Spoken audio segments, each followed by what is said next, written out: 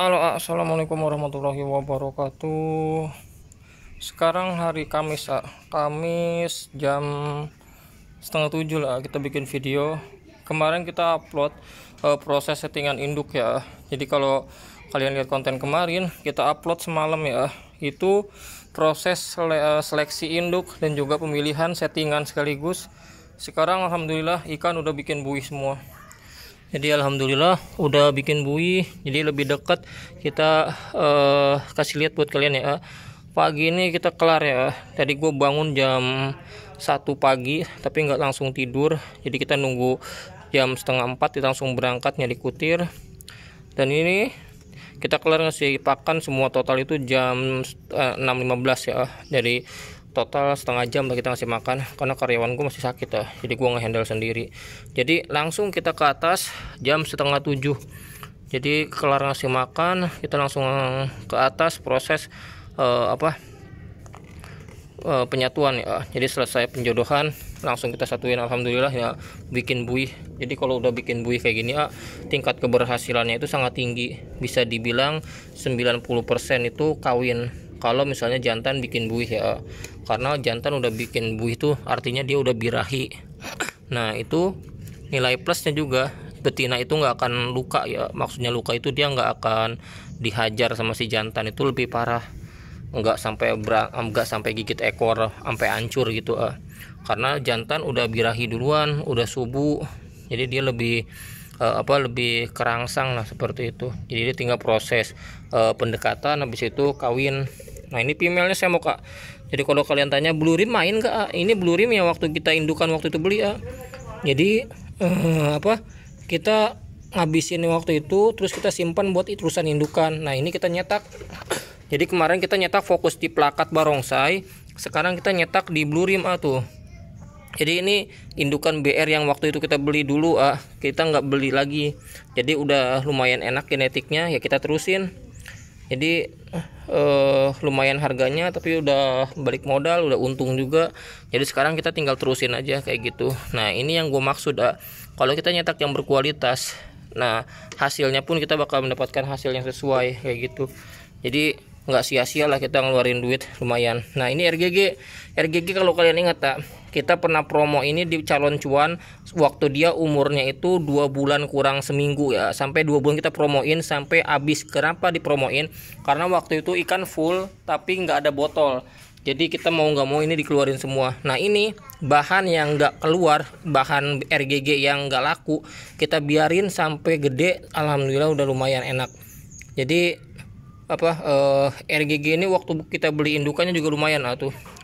Nah pertanyaannya, itu jantan ada kutil, aman nggak buat indukan? Aman. Kalau kalian lihat jantan ini ada kutil, aman nggak buat indukan? Aman 100%.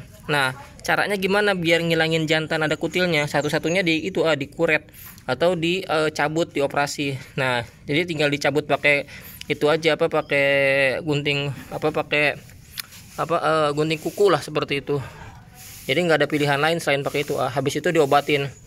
Kalau nggak dicabut dia bakal gede Nah ini kemungkinan selesai kawin akan kita cabut kutilnya. Jadi biar nggak gede. Nah ini RGG juga, female-nya udah full telur.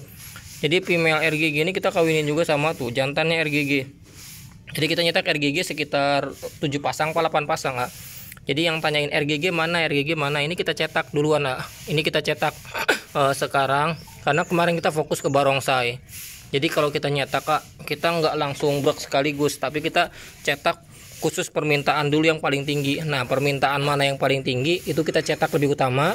Habis udah dirasa udah cukup, baru kita breeding ke jenis yang lain. Nah contohnya RGG ini.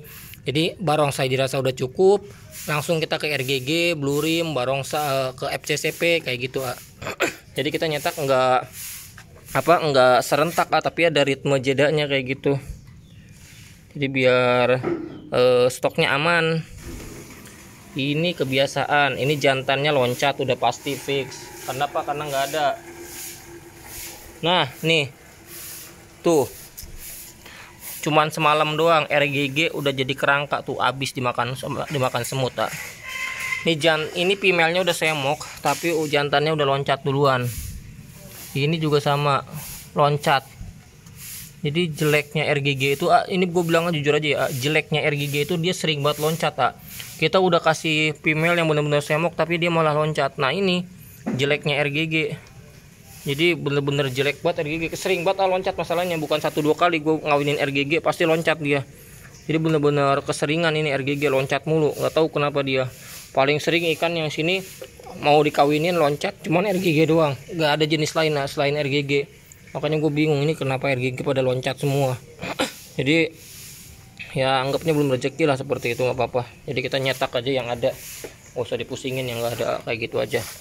Nah ini sama tuh udah bikin buih. Jadi RGG kita cetak, Blue Rim kita cetak, Barongsai kita cetak, FCCP kita cetak. Nah tinggal HM nanti kita cetak selesai ini ya. Jadi kemarin kita nyetak HM 12 pasang, yang jadi cuman 4 pasang. Jadi 8 pasang gagal.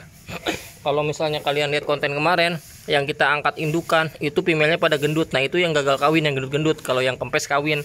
Jadi 4 pasang jadi oh ada dia hidup. Nah kan bener, dia ada di kaki gua nih RGG-nya nih. Tuh loncat ya, keseringan banget. Kalau kayak gini udah pasti gagal kawin. Ini untung ketahuan nih, ternyata ada di kaki. Jadi kita bersihin dulu. Kita taruh dulu sini ya. Karena ini udah pasti nggak mau kawin. Mohon maaf ya kalau suara gua kayak gini karena ini bukan dahak, tapi ini udah kayak keseringan lah, udah lama kayak gini. Jadi mohon maaf, mohon dimengerti aja ya. Kalau yang udah paham udah lumayan dah. Jadi mohon maaf kalau suaranya kurang enak didengar ya. Bukan dahak tapi memang ya kayak gini lah.